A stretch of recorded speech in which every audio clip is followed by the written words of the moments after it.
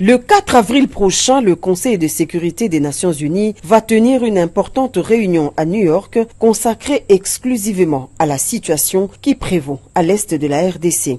En prévision de cette importante réunion, l'envoyé spécial du secrétaire général des Nations Unies pour la région des Grands Lacs, M. Wang Zia, est en tournée dans quelques pays de la région. Reçu par le président de la République Félix-Antoine Tshisekedi Tshilombo, M. Wang Zia a expliqué l'objet de sa mission au chef de l'État qui a fait à son tour sa lecture de la situation actuelle jugée très préoccupante. Au cours de cette même audience, M. Wang Zia a réitéré la volonté des Nations Unies d'accompagner la République démocratique du Congo dans la recherche d'une paix durable au regard des atrocités que vivent au quotidien les populations des provinces du Nord et Sud Kivu. Nous avons une situation de crise très inquiétante avec les dernières évolutions qui a aggravé encore davantage l'instabilité dans la région des Grands Lacs, notamment à l'est de la RDC. Avant d'aller à New York pour participer à une réunion du Conseil de sécurité consacrée à la région des Grands Lacs, qui aura lieu le 4 avril prochain.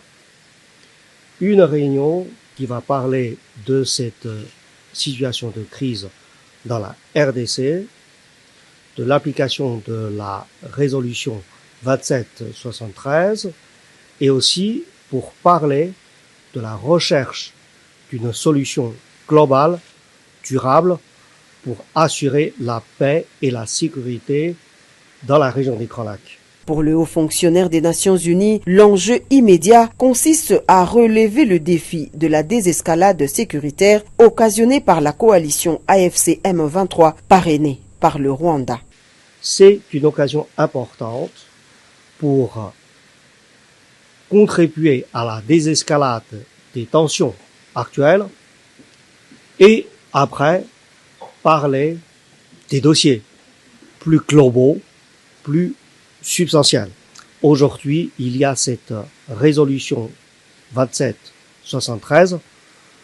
Comment la mettre en application? Comment reprendre rapidement le processus de Luanda et le processus de Nairobi?